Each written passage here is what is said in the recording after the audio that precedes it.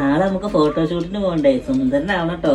കുട്ടിക്ക് മാത്രല്ല കേട്ടോ, എനിക്ക് ഒരുങ്ങണം. അതിനിത് ന്യൂ ബോൺ ഷൂട്ടാണ്, ഇത് കുട്ടിക്ക് മാത്രമേ ഉള്ളൂ. അപ്പൊ അങ്ങനെ നല്ലൊക്കെ അതിന്റെ ഉമ്മി നന്നായിട്ട് ഒരുങ്ങണം. അതിന് എന്റെ ഫേസ് ഒക്കെ ഗ്ലോ ആവണം. ഞാൻ എന്റെ അടുത്ത് ഇഷ്ടംമാതിരി മേക്കപ്പ് പ്രോഡക്റ്റ് ഇല്ലേ? അതൊന്നും ഒരു ഗ്ലോ വരുന്നില്ലക്ക.